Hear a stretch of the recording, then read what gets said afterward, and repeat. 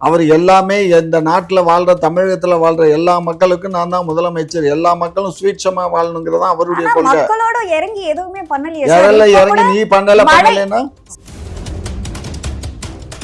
அரசியல் பண்றது. பண்றதுக்காக போறாரு. இவர் சீஃப் மினிஸ்டர் இருக்கும்போது எத்த போய் பார்த்தாரு சொல்லு. எனக்கு நிறைய ஒரு அந்த வேலையெல்லாம் இந்த வச்சுக்காத. மாதிரி மழையினால பாதிக்கப்பட்ட பயிர்களுக்கு எல்லாம் இழப்பீடு வந்து இந்த காப்பீடு எல்லாம் வந்து அதிமுக அரசு தான் அதிகமா பண்ணிருக்கு. நாங்க செய்யறத தம்பட்ட அடிச்சு நாங்க வந்து சொல்ல மாட்டோம். இல்ல அதுதான் பேப்பர் மாடல் ஆட்சி அப்படின்லாம் பேப்பர் மாதிரி அதாவது நிறைய பேர் சொல்றாங்க sir. நிறைய பேர் வந்து சொல்லுவேன். இவன் கார்த்தி கூட நடிச்சிருப்பான். அவன் மனு கொடுத்து 5வது நிமிஷத்துலயே டீ கடையில வந்து எடுத்து காட்டுவாங்க. அந்த மாதிரி திமுக கிட்ட நீங்க ஒரு மனு கொடுத்தீங்கன்னா அடுத்த ஒரு 10வது நிமிஷத்துல ஆத்துல கிடக்கு. ஏமா 10வது மனு கொடுத்தா மனுவை பூரா மந்திரி வாங்கி படிப்பாரா சார் சொல்லு. படிக்கணும் சார், மக்களுடைய பிரச்சனையா அப்ப லூசாமா நீ? யாரு ஆயிரக்கணக்கான மனு வரும், ஆயிரக்கணக்கான மனுவை 24 மணி நேரம் படிச்சா கூட படிக்க முடியாது. சார் உங்களுடன் ஸ்டாலின் இங்க மனு பாரு. கொடுங்க, நாங்க திரு மாண்புமிகு முன்னாள் முதலமைச்சர் திரு எடப்பாடி அவர்கள் திராவிடம்னா என்னன்னு பதில் சொல்லு. திராவிடம்னா அதுக்கு என்னன்னு ஒரு டெஃபினேஷன் சொல்லு. அதுக்கப்புறம் அதை கிளைம் பண்ணட்டும். நீங்க போட்டோவெல்லாம் இது பண்ணி பாருங்க. சீமான் அவர்கள் ஸ்டாலின் அவர்களை பார்த்துமே திராவிடனம் என்னன்னு முதல்ல அவரை சொல்லுங்க அப்படின்ற மாதிரி கேட்டிருக்காரு. திராவிடனம் என்ன அப்படின்னு நீங்க தெளிவா ஃபர்ஸ்ட் சொல்லிடுங்க. எனக்கெல்லாம் அவ்வளோ பெரிய பேச்சாற்றல் இல்லையே, உண்மைதானே சொல்றேன். நாகரிகமா பொய் பேச தெரியலையே எனக்கு.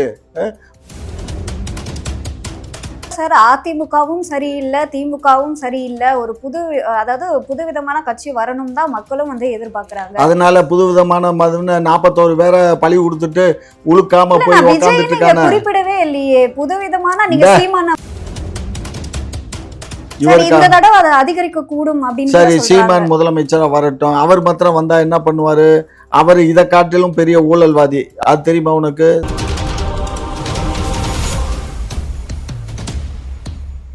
குக்கு செய்தி நேயர்களுக்கு வணக்கம். நான் உங்க தீபிகா. இன்றைய நிகழ்ச்சியின் சிறப்பு விருந்தினர் திமுகவின் மூத்த முன்னோடி முனைவர் காமாட்சி நாயுடு அவர்கள். வணக்கம் சார். வணக்கம். சார் ஸ்டாலின் அவர்களுமே மக்களுக்காக தான் இருக்கேன்னு சொல்றாரு. அவர் மட்டும் மக்களோட மக்களா வரல. மக்களோட மக்களா தான் இருக்காரு. அவர் மக்கள்னா அவர் இந்த மாதிரி நான் வந்து பட்டியலின மக்கள், இந்த மக்கள், அந்த மக்கள்னு அவர் பிரிச்சு பேசல.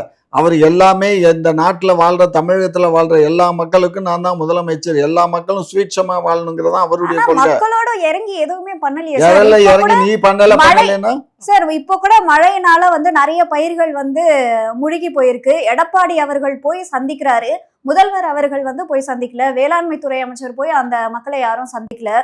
இங்க பாருமா, எங்களுக்கு வந்து எது போகணும் எது அவரு அரசியல் தரல. நீ சும்மா இருமா, சும்மா எங்கிட்ட கதை விடாத. எடப்பாடி அரசியல் பண்றதுக்காக அங்க போறாரு, அரசியல் பண்றதுக்காக போறாரு. இவர் சீஃப் மினிஸ்டர் இருக்கும்போது எத்த போய் பார்த்தாரு சொல்லு. அந்த வேலையெல்லாம் வச்சுக்காத. மழையினால பாதிக்கப்பட்ட பயிர்களுக்கு எல்லாம் இழப்பீடு வந்து இந்த காப்பீடு எல்லாம் வந்து அதிமுக அரசு தான் அதிகமா பண்ணிருக்கு. அதிகமா பண்ணலைங்கிறதெல்லாம் கணக்கு இருக்கும், அரசாங்கத்துல கணக்கு இருக்கும், புரிஞ்சுக்கோ. இவர் வந்து முதலமைச்சரா இருக்கும்போது எத்தனை தடவை போத்தாரு? அந்த 12 பேரை தூத்துக்குடியில கொஞ்சம் இருமா 12 பேர்த்த சுட்டு கொண்ட போது இவர் போய் பார்த்தாரா? அந்த குடும்பத்துல போய் நலம் விசாரிச்சாரா? அந்த குடும்பத்துக்கு நஷ்டஈடு கொடுத்தாரா? என்ன பண்ணாரு சொல்லு. இல்ல நீங்க என்ன பண்ணீங்கன்றதுதான் கேள்வி. அவர் என்ன பண்ணாரு? நாங்க என்ன பண்ணோம்னா நாங்க அந்த மக்களுக்கு நஷ்டஈடு கொடுப்போம். இப்ப நீதிமன்றமே சொல்லி இருக்கு, இந்த விவசாயிகள் ரொம்ப பாதிக்கப்பட்டிருக்காங்க, அவங்களுக்கு அரசாங்கம் ஏதாவது பண்ணுங்கன்றாங்க.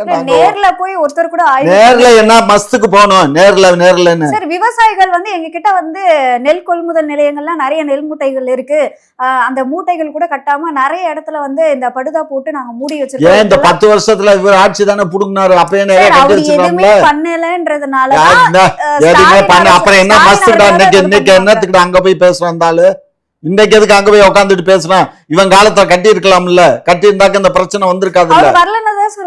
எங்களை ஒண்ணு அந்த மக்கள் தேர்ந்தெடுக்கல, அந்த டெல்டா மக்கள் விவசாயிகள் எல்லாம் எங்களுக்கு எவனும் ஓட்டு போட மாட்டான். எப்பயும் இந்த விவசாயம் எங்களுக்கு ஓட்டு போட மாட்டான். சொல்றீங்க இங்க பாரு ஒரு விஷயம் புரிஞ்சுக்கோ. எங்களை பொறுத்த மட்டிலும் நாங்க வந்து மக்களுக்கு என்ன நல்லதோ அதைத்தான் செய்வோம். நாங்க செய்யறத தம்பட்ட அடிச்சு நாங்க வந்து சொல்ல மாட்டோம். இல்ல அதுதான் பேப்பர் மாடல் ஆட்சி அப்படின்லாம் பேப்பர் மாதிரி அதாவது நிறைய பேர் சொல்றாங்க சார். நிறைய பேர் சொல்லுவேன். அவங்களுக்கு என்ன, அவங்களுக்கு மயிர் ஊந்த மாதிரி மயிறு. இந்த ஜெயலலிதா சொல்லிச்சுல்ல, நாவலரு இவங்க எல்லாம் கட்சி மாறும்போது எனக்கு மயிறு தலையில இருக்க மயிர்ல ஒரு மயிறு ஊந்து போச்சு அவ்வளவுதான் அப்படின்னுச்சு. அந்த பேப்பர் கூட வந்து ஆத்துலதான் சார் பறக்கும். நீ ஆத்துல பார்த்தான்னா குளத்துல பார்த்தான்னா எங்க பார்த்தா என்ன, எவனோ ஒருத்தன் கொண்டுட்டு போய் தெரியாதனமா தூக்கி போட்டுட்டான். தெரியாதனமா கிடையாது இவரு. அதாவது இந்த படம் பார்த்திருக்கீங்களா, அந்த இவன் கார்த்தி கூட நடிச்சிருப்பான். அவன் மனு கொடுத்து 5வது நிமிஷத்துலயே டீ கடையில வந்து எடுத்து காட்டுவாங்க. அந்த மாதிரி திமுக கிட்ட நீங்க ஒரு மனு கொடுத்தீங்கன்னா அடுத்த ஒரு 10வது நிமிஷத்துல ஆத்துல கிடக்கு. ஏமா 10வது மனு கொடுத்தா மனுவை பூரா மந்திரி வாங்கி படிப்பாரா? படிக்கணும் சார், மக்களுடைய பிரச்சனை. அப்ப யாரு ஆயிரக்கணக்கான மனு வரும், ஆயிரக்கணக்கான மனுவை 24 மணி நேரம் படிச்சா கூட படிக்க முடியாது. உங்களுடன் ஸ்டாலின் இங்க பாரு, சொல்றத கேளு, சும்மா தெரியாம என்னத்தையா உலக தொலையாதீங்க. மனு கொடுக்குறாங்களா, அந்த மனுவை வாங்குறாங்க, வாங்கி என்ன பண்ணுவாங்க, அந்த மனு எந்தெந்த டிபார்ட்மெண்ட்டுன்னு பிரிப்பாங்க. புரிஞ்சுக்கோங்க, எந்தெந்த டிபார்ட்மெண்ட்டுக்கு அந்த மனு பிரிப்பாங்க. அந்த மனுவை பிரித்து அந்தந்த டிபார்ட்மெண்ட்டுக்கு அனுப்புவாங்க. அதுவும் ஒருபடி மேலே போய் இப்போ நம்ம கவர்மெண்ட் என்ன பண்ணுது தெரியுமா, இப்போ நீங்கள் வந்து ஒரு அக்ரிகல்ச்சர் டிபார்ட்மெண்ட்டுக்கு ஒரு மனு கொடுக்குறீங்கன்னா உடனே இதை அக்ரிகல்ச்சர் மந்திரிக்கு அந்த செக்ரட்டரிக்கு அனுப்புறதுக்கு சிஎம் ஆஃபீஸ்லேருந்து ஒரு நோட்டு போடுவாங்க. நோட்டு போட்டு அதுக்கு சம்மந்தம் நிறைய அப்ளிகேஷன் வந்திருக்கும். அந்த எல்லா அப்ளிகேஷனையும் வச்சு இப்போ அந்த கொடுத்த அப்ளிகேஷன் ஒரு ஜெராக்ஸு, மந்திரிக்கு எழுதின லெட்ரு ஜெராக்ஸு, இது ரெண்டையும் வச்சு யார் மனு கொடுத்தாங்களோ அவங்களுக்கு ஒரு லெட்ரு போயிடும். புரிஞ்சுக்கோங்க. அதுக்கப்புறம் இந்த மனுக்கள் எல்லாமே ஒரு கவரிங் லெட்ரு போட்டு அந்த பர்டிகுலர் செக்ரட்டரிக்கோ அல்லது மினிஸ்டருக்கோ போயிடும்.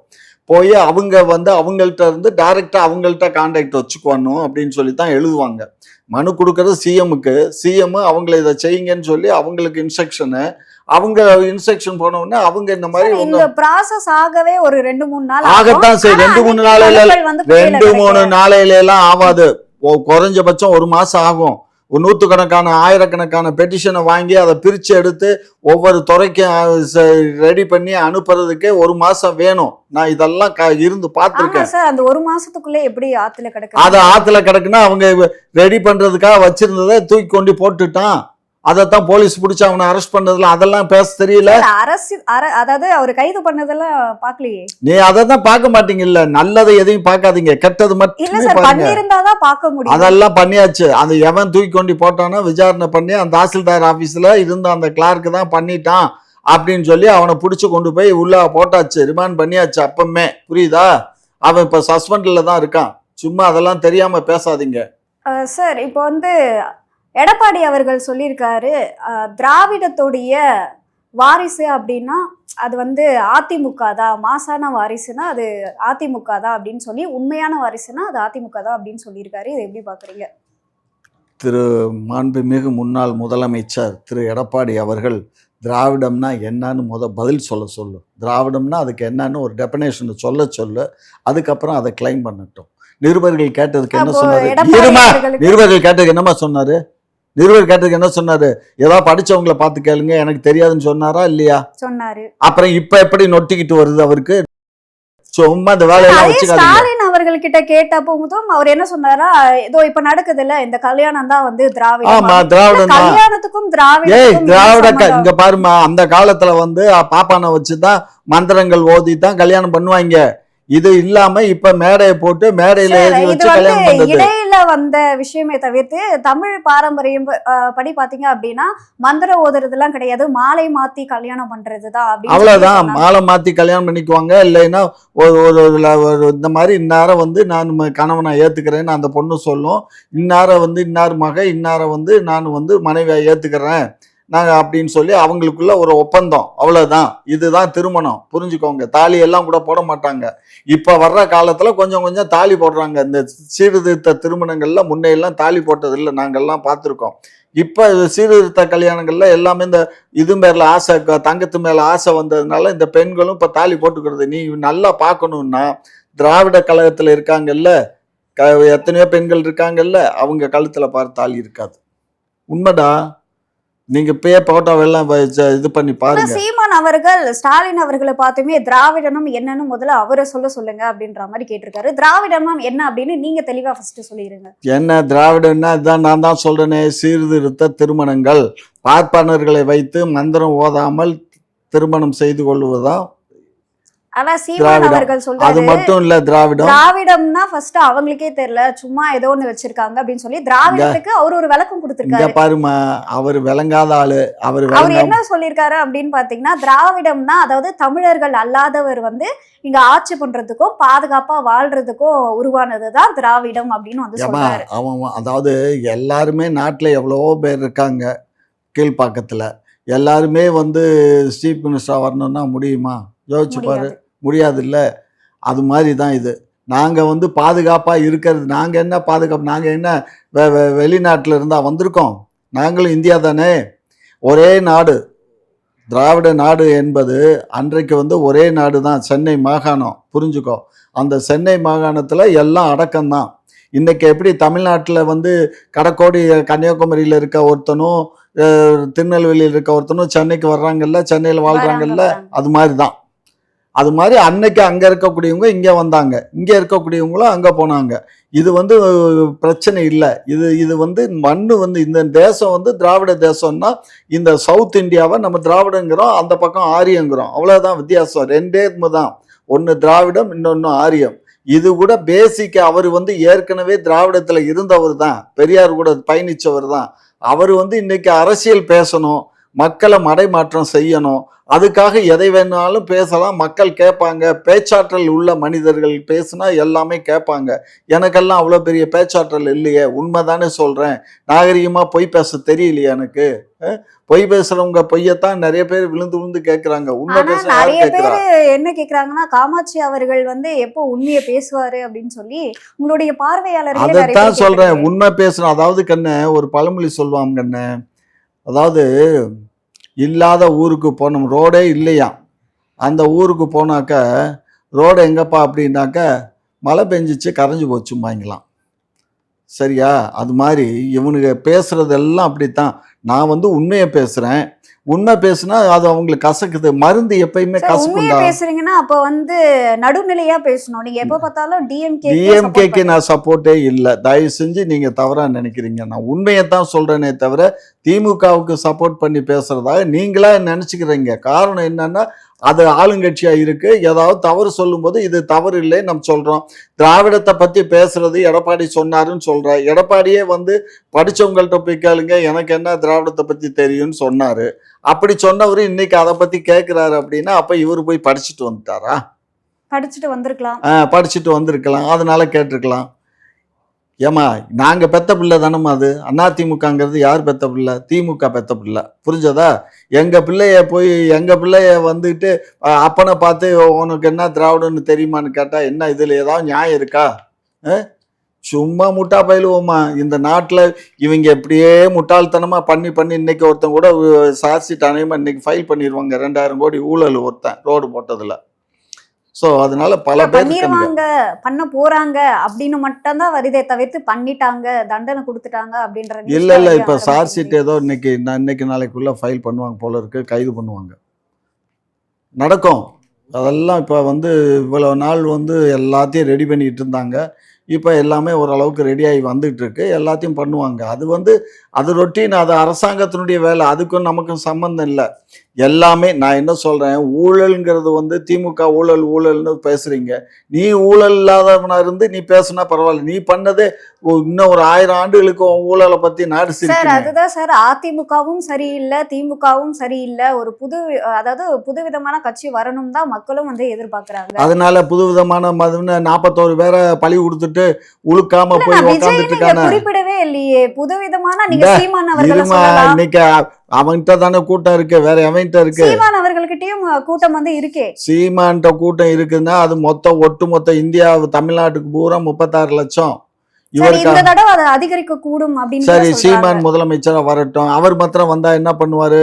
அவர் இதை காட்டிலும் பெரிய ஊழல்வாதி. அது தெரியுமா உனக்கு? சீமான் வராமலே தெரியுது. இல்ல நீங்க ஊழல் பண்ணிருக்கீங்க அதனால ஊழல்வாதி அப்படின்னு சொல்றாங்க. சீமான் அவர்கள் இன்னும் ஆட்சிக்கும் வரல, ஊழலும் பண்ணல, அவர் எப்படி ஊழல்வாதி ஏமா அப்படின்னு சொல்றீங்க? ஆட்சிக்கு வர்றதுக்கு முன்னாடியே ஊழல் நடக்குதேம்மா. அவர் இந்த 10 நாளா என்ன பண்ணாரு, என் தம்பி வருவான் தலை கட்சியை வளர்ப்போம் வைக்குவோம் அப்படின்னு பேசினாரு. அப்புறம் அதே தம்பி அங்கிட்டு நில்றா இங்கிட்டு நில்றா நடுரோட்டு நின்றா லாரியில் அடிபட்டு செத்து போயிருவேன்னாரு. சார் இதுதான் அரசியல் சார். இது அப்புறம் வரவங்க அப்புறம் எல்லாரையும் அப்புறம் ஆதரிச்சிட இப்படி முடியாது. பேசுறவங்க எப்படி இருப்பாங்க கண்ணு? ஒரு விஷயம் புரிஞ்சுக்கோ. அன்றைக்கு நம்ம இதே ஜீவானந்தம்னு ஒருத்தர் இருந்தாரு.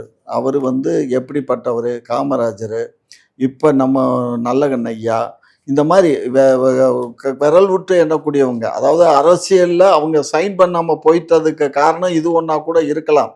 ஏன்னா பணம் சம்பாதிச்சா தான், பணம் இருந்தா தான். இப்ப ஒண்ணும் இல்லடா, ஒரு மரத்துல பழங்கள் எல்லாம் காய்ச்சி இருந்தா தானே பறவைகள் வரும். கண்டிப்பா பழம் இல்லைன்னா ஏதாவது மரம் வராது. வருமா? வராது இல்ல. ஆட்கள் கூட அங்க போய் புடிங்கி திங்கணும்னு போக மாட்டாங்கல்ல. இப்போ ஒரு கட்சின்னு இருந்தா அந்த கட்சிக்கு டொனேஷனோ எந்த ரூபத்திலேயோ பொருளாதார சொத்து இருந்தா தான் அந்த கட்சியை வளர்த்து எடுத்துட்டு கொண்டு போக முடியும். அப்பதான் 4 தொண்டர்கள் வருவான். ஒண்ணுமே இல்லைன்னா எவனும் வரமாட்டான். இதே சீமான் இப்படியே இந்த ரோட்லயே போயிட்டு இருந்தாருன்னு வச்சுக்கோ, இவரு போனாருன்னா இவர் மட்டும்தான் தனிச்சு போயிட்டு இருப்பாரே தவிர அவர் பின்னாடி வரவன் ஒரு அப்ப சீமான் அவர்கள் கூட்டணிக்கு வரணும். கூட்டணிக்கு நான் வரணும்னு அவரை சொல்லலமா. ஏன்னா அவருடைய கொள்கை கூட்டணி அற்ற ஒரு கொள்கை. அதுக்கே அந்த கொள்கைக்கே ஒரு கொள்கை நடக்குது, அவருக்கு கொள்ளை நடக்குது, புரிஞ்சுக்கோ. கூட்டணிக்கு வராமலே அவருக்கு ஒரு பை நிறையுது. அப்ப அதனால அவரு வர வேண்டிய அவசியம் இல்லை, புரிஞ்சதா? ஆனா அவர் எடுத்த கொள்கை நல்ல கொள்கையானா நல்ல கொள்கை, அதுல ஒன்றும் இல்லை. ஆனா அந்த கொள்கையை எத்தனை பேர் ஏத்துக்குவாங்க? அவர் என்ன செஞ்சிருக்கணும்? எல்லாத்துக்குமான கட்சி ஆரம்பிச்சிருக்கணும். எல்லாத்துக்குமான கட்சி அப்படின்னா திராவிடம் தான் அப்படின்னு சொல்றாங்க. திராவிடம் தான், திராவிடன்ங்கிறது தான்ங்கிறது இல்ல.